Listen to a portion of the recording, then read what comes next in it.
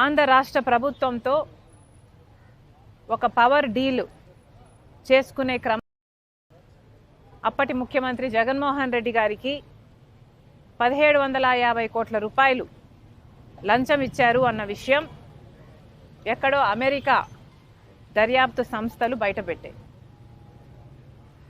దాంతో United states securities and exchange commission వీళ్ళ మీద కేసులు కూడా పెట్టారు. వీళ్ళ పేర్లు ఛార్జ్ షీట్లలో చేర్చారు. ఎందుకంటే అదానీ గ్రూపు చెందిన వీళ్ళు అదానీ సంస్థల ద్వారా అమెరికాలో కూడా ఇన్వెస్ట్మెంట్స్ రేస్ చేయాలనుకున్నారు. కాబట్టి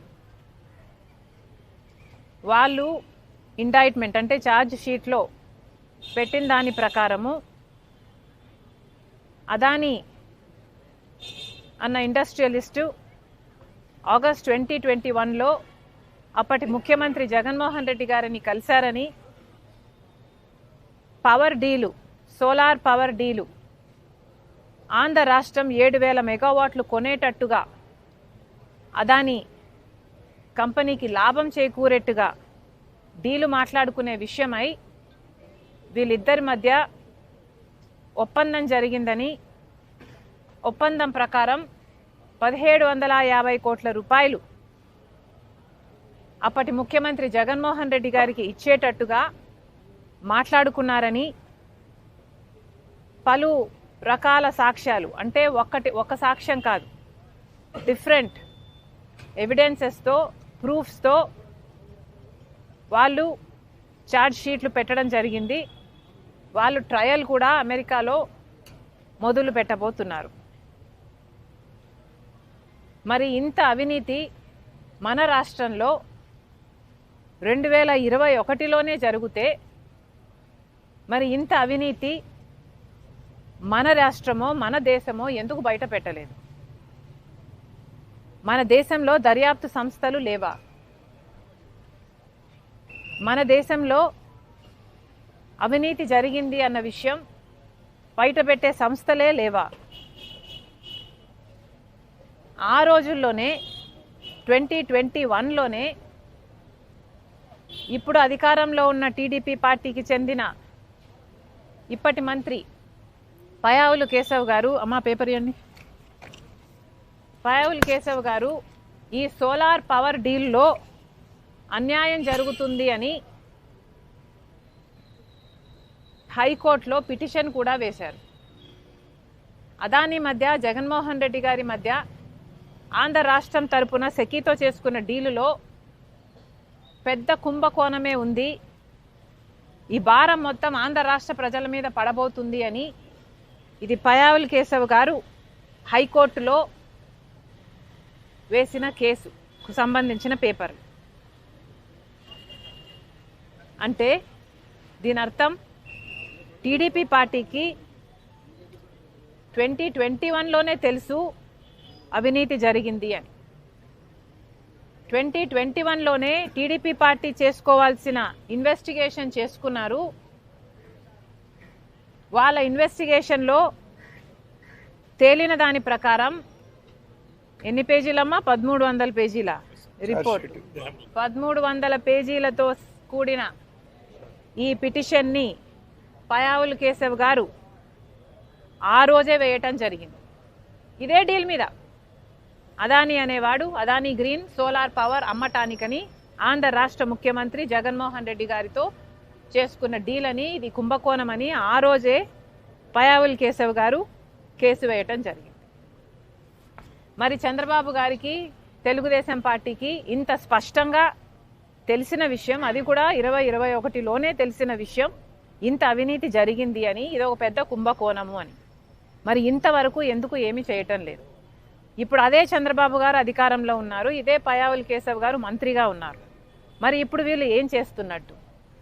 వాస్తవానికి ఆలోచించాల్సింది ఏమిటంటే ఇక్కడ నష్టపోయేది ఎవరో కాదు, నష్టపోయేది నాయకులు కాదు, నష్టపోయేది అదానీ కాదు, నష్టపోయేది జగన్మోహన్ రెడ్డి గారు కాదు, చంద్రబాబు గారు అంతకంటే కాదు. నష్టపోయేది ఇక్కడ ఆంధ్ర రాష్ట్ర ప్రజలు. పక్క రాష్ట్రంలో ₹99 ఇదే పవర్ సప్లై డీలు చేసుకుంటే ఆంధ్ర రాష్ట్రంలోని అప్పటి ముఖ్యమంత్రి జగన్మోహన్ రెడ్డి గారు మాత్రం ₹2.49 డీల్ చేసుకున్నారు. అంటే 50 పైసలకు ఎక్కువ డీల్ చేసుకున్నారు. అది కూడా 25 సంవత్సరాల కోసం ఒకటే లాకిన్, ఇదే ప్రైస్ను లాకిన్ చేశారు. ఒకప్పుడు సోలార్ పవర్ కొనాలి అంటే పోనీ తయారు చేయాలి అన్నా సోలార్ ప్యానెల్సే చాలా ఖరీదయ్యేవి. ఆ రోజుల్లో సోలార్ పవర్ యూనిట్ ధర ప్రొడ్యూస్ చేయాలంటే ₹10 అయ్యేది. ఆ రోజుల్లో ₹10కో ₹11కో రాష్ట్రాలు కొనుక్కునేవాళ్ళు. కానీ ఆ ధరలు తగ్గి క్రమంగా తగ్గుతూ వస్తే ఆఖరికి ఇప్పుడు ₹1.99 వరకు తగ్గితే పక్క రాష్ట్రాలు ఆ రేటుకు డీల్ కుదుర్చుకుంటే ఆంధ్ర రాష్ట్రంలో మాత్రం అప్పుడు జగన్మోహన్ రెడ్డి గారు ₹2.49 డీల్ కుదుర్చుకున్నారు. ఇదే ప్రైస్ 25 సంవత్సరాలు ఉంటుంది అన్న గ్యారంటీ ఎక్కడా లేదు. క్రమంగా ప్రైసులు తగ్గే కొద్దీ ఇంకొక 5 సంవత్సరాలకు ఈ ₹2.49 కాస్త కూడా 50 పైసలకే దొరకచ్చు బయట. అయినా కూడా ఈ భారము ఆంధ్ర రాష్ట్ర ప్రజల మీద తగ్గబోదు. ఎందుకంటే 25 సంవత్సరాల కోసమని ఆంధ్ర రాష్ట్ర ప్రభుత్వము జగన్మోహన్ రెడ్డి గారు ముఖ్యమంత్రిగా ఉన్న పీరియడ్లో ₹2.49 మేము పవర్ కొంటాము 25 సంవత్సరాలు అని సైన్ చేసుకోవడం జరిగింది. దీని సారాంశం ఏమిటి అంటే 25 సంవత్సరాల వరకు ఈ భారం మొత్తం ఆంధ్ర రాష్ట్ర ప్రజల నెత్తిన పడబోతుంది. పర్వాలేదా? జగన్మోహన్ రెడ్డి గారు ముఖ్యమంత్రిగా వద్దు అని కదా చంద్రబాబు గారికి జనాలు ఓట్లేశారు, గెలిపించారు. మరి అలాంటప్పుడు ఆ ప్రజల పక్షాన నిలబడాల్సిన అవసరం ఇప్పుడు చంద్రబాబు గారికి లేదా? ఇంత అవినీతి జరిగితే అవినీతి మీద ఆ రోజు పయావుల కేశవ్ గారు హైకోర్టు కూడా వెళ్తే మరి ఇప్పుడు కనీసం ఎంక్వైరీ వేయటానికి కూడా మీరు ఎందుకు భయపడుతున్నారని అడుగుతున్నాం. మొన్న అసెంబ్లీలో చంద్రబాబు గారు మాట్లాడుతూ కనీసం అదానీ అన్న పేరు ఉచ్చరించడానికి కూడా భయపడుతున్నారు. అవినీతి జరిగిందని చెప్తున్నారు, జగన్మోహన్ రెడ్డి గారు డబ్బులు తీసుకున్నారని చెప్తున్నారు, కానీ ఇచ్చింది మాత్రం అదానీ అని చెప్పడానికి భయపడుతున్నారు. ఎందుకంటే అదానీ బీజేపీ మనిషి కాబట్టి, మోడీ మనిషి కాబట్టి, చంద్రబాబు గారికి టీడీపీకి అలయన్స్ ఉంది కాబట్టి. అంటే వాళ్ళ స్వార్థ రాజకీయాల కోసం, వాళ్ళ స్వార్థ రాజకీయ ప్రయోజనాల కోసం అదానీని కాపాడే పనిలో పడ్డారు చంద్రబాబు గారు. ఏ అదానీ మీద అయితే పయావుల్ కేశవ్ గారు కేసు వేశారో అదే అదానీని కాపాడే పనిలో పడ్డారు ఇప్పుడు చంద్రబాబు గారు, ముఖ్యమంత్రి గారు. ఇక బీజేపీకి అదానీకి ఉన్న సంబంధం గురించి వేరే చెప్పనవసరమే లేదు. కేంద్ర స్థాయిలో అదానీ అవినీతి గురించి, ఈ డీల్ గురించి కూడా లీడర్ ఆఫ్ అపోజిషన్గా రాహుల్ గాంధీ గారు పార్లమెంటులో సైతం పార్లమెంటు స్తంభించే విధంగా దీని మీద ఎంక్వైరీ జరగాలి అని అడుగుతూనే ఉన్నారు. అయినా కూడా అదానీ బీజేపీ పార్టీకి ఫండ్ చేసేవాడు కాబట్టి ఆ అదానీని కాపాడే పనిలో ఉన్నాడు మోడీ గారు.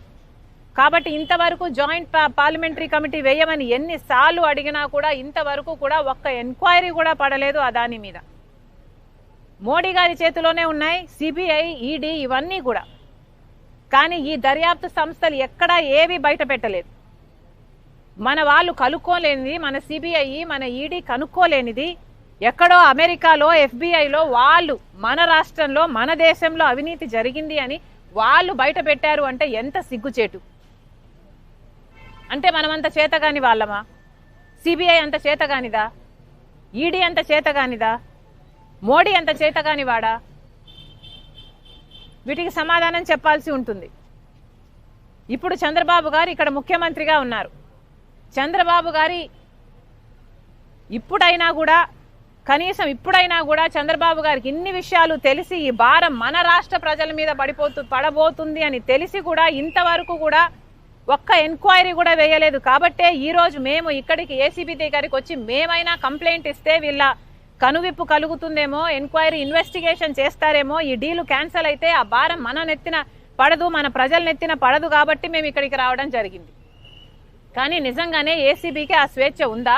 లేకపోతే ఏసీబీ ఏమైనా ఇలా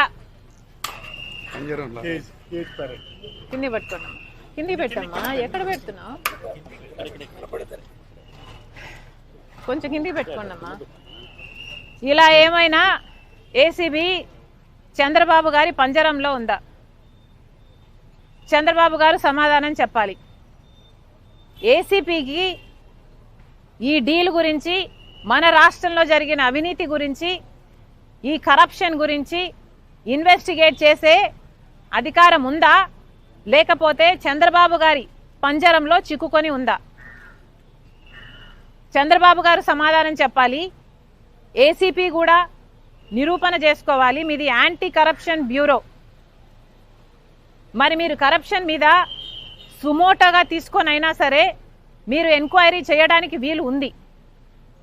కానీ ఇంతవరకు కూడా ఏ ఒక్క సంస్థ అయినా ఎంక్వైరీ చేస్తాము అని అంటం లేదు. చంద్రబాబు గారు అయితే ఇక దాని గురించి మాట్లాడడం కూడా మానేశారు. మరి ఇప్పుడు చంద్రబాబు గారు సమాధానం చెప్పాలి. ఏసీబీ, ఇది పచ్చ కలర్లో ఉంది, అర్థమవుతుందమ్మా సింబాలిక్గా? ఏసీబీ టీడీపీ పంజరంలో ఉందా? ఏసీబీని విడుదల చేయండి. ఏసీబీ ఒక దర్యాప్తు సంస్థ. ఏసీబీ ప్రజల కోసం పనిచేయాలి. ప్రజల కోసం పనిచేసే ఏసీపీని తన పని చేయనిస్తే, ఈ డీలుకున్న మరకని, ఈ డీల్లో ఉన్న కరప్షన్ని బయట పెడితే డీల్ క్యాన్సిల్ అవుతుంది. డీల్ క్యాన్సిల్ అవ్వకపోతే 25 సంవత్సరాల పాటు అధిక ధరలు, కరెంటు బిల్లుల రూపంలో ఆంధ్ర రాష్ట్ర ప్రజలు ఎక్కువ ధర చెల్లించాల్సి ఉంటుంది. ఇప్పటికే చంద్రబాబు గారు